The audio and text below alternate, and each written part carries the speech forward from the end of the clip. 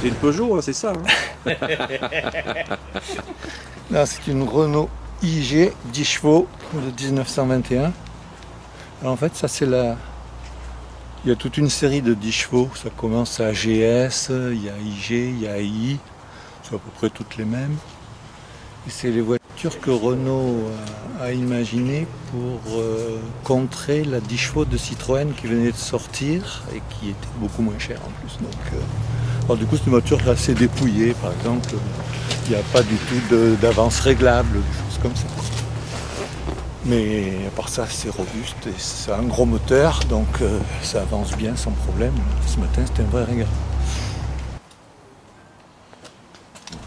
Le type de caisse, bien que de série, c'était moins courant maintenant. Là, en plus, pour le propriétaire précédent, fait faire ce canage qui l'enjolive pas mal, je trouve. C'est matinée ou quoi? Parce que je pense.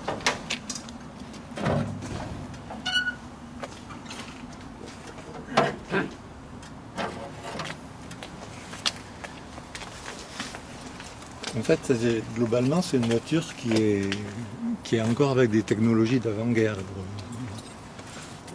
Par exemple, la culasse, d'avant 14. C'est un bloc-borne, oui, d'avant 14. Et le seul truc qui est clairement nouveau, c'est les routoles là qui sont apparus pendant la guerre de 14.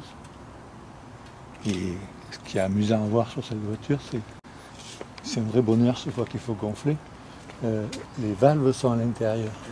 Et ça, c'est parce que avant c'était 2 roues en bois, la valve elle était centrée, et puis on passait entre 2 raies, quoi. C'est pas un problème.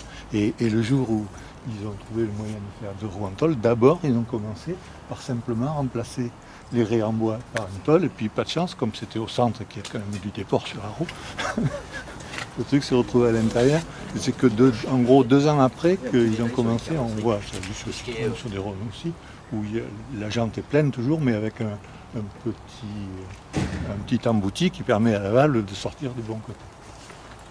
Il a fallu quand même 2-3 ans pour trouver la solution. Tu sais ce qu'il te reste à faire, Jean-Jacques. Je disais, mais c'est pas vrai.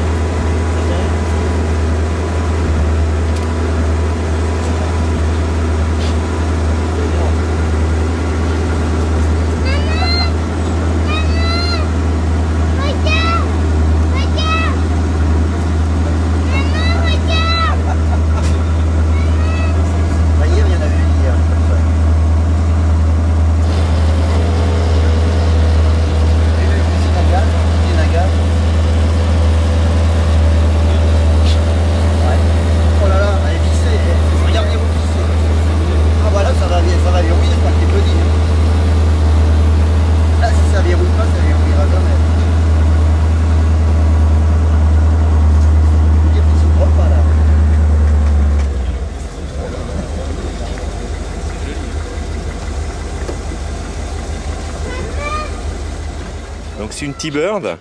Un T-Bird 64 cabriolet. Elle vient de San Diego. Je l'ai acheté à un particulier qui l'a importé de là-bas. Ça fait 14 ans que je l'ai. Je l'ai acheté dans cet état-là quasiment et je l'ai toujours conservé comme ça. Puis je la garderai jusqu'à ce que je puisse plus conduire. Il y en a un qui m'a proposé 50 000 € hier. Je lui ai dit non, je ne la vends pas.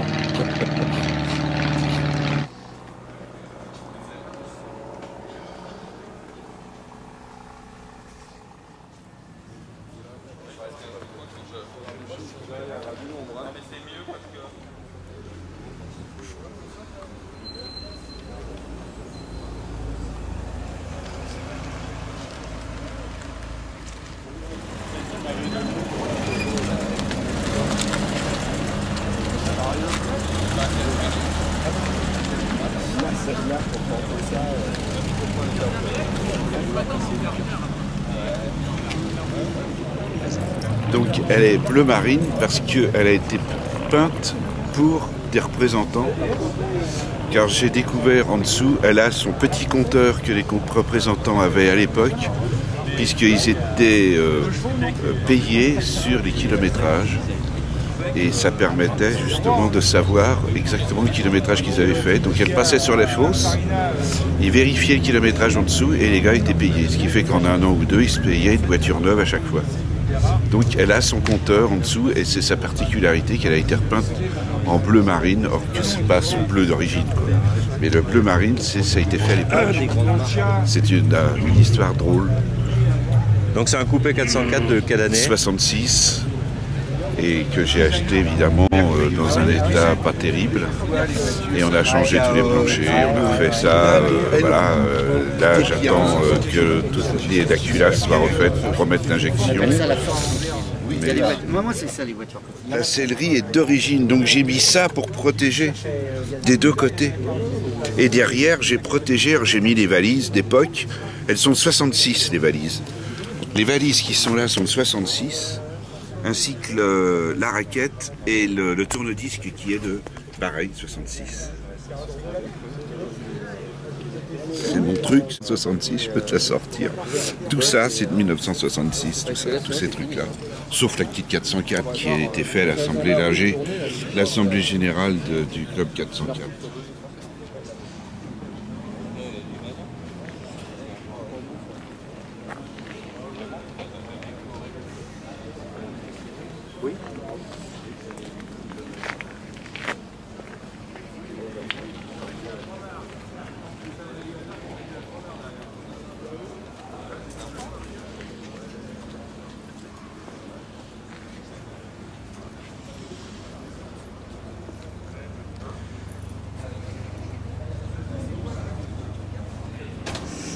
Donc c'est une Skoda Felicia. Skoda Felicia 1960. Et en fait, c'est un cabriolet qui est sur la base d'une Skoda Octavia. La Skoda Octavia de l'époque, c'est un peu l'équivalent d'une 403 en France. Et à l'époque, on est en pleine période communiste, 1960, de l'autre côté du mur. Et les Tchèques, qui sont des grands fanats de voitures et de mécanique, rêvent d'avoir des cabriolets, puisqu'ils voient que de l'autre côté du mur, il y a des cabriolets splendides, Alfa Romeo, enfin bon. Et donc ils prennent cette Skoda Octavia et ils coupent le pavillon, refont les portes arrière, l'aile, enfin la porte, aile, et donc ils en font un cabriolet. Voilà, alors c'est une voiture qui a été très peu diffusée, il y en a eu environ 10 000 là-bas, parce que bon évidemment déjà à l'époque pour avoir une voiture de l'autre côté du mur c'était au moins 5 ans d'attente pour une voiture normale, et celle-là était beaucoup plus rare, et donc c'était, bon voilà, fallait être un peu, peut-être membre du parti, ou être un peu dans les petits papiers pour pouvoir en avoir une. Voilà, alors elle est, c'est donc une auto qui est de 1960, elle est motorisée par un 1100 cm3, il y a double carbu, 55 chevaux, celle-là étant la version sport, parce que normalement elle était simple carbu, et bon, celle-là donc elle est version sport, on la reconnaît par la calandre avant qui est agrandie, qui est plus grande, et qui a des seins particuliers. Voilà, et donc moi je l'ai acheté il y a 4 ans, parce que je travaillais en République tchèque, et je suis tombé amoureux de cette voiture quand je l'ai vue là-bas. Et voilà, et donc j'en ai pisté une longtemps sur internet, et puis un beau matin, quand elle est apparue, 1 heure plus tard, j'étais là-bas. Voilà, j'ai craqué. Voilà, sinon c'est une voiture qui est sur une base de châssis, hein, qui était le châssis donc, de la berline, mais il y a eu aussi des camionnettes faites sur cette base-là. Et voilà, donc la tenue de route ressort à lame transversale à l'arrière. Voilà, la tenue de route est un peu pas tellement son point fort.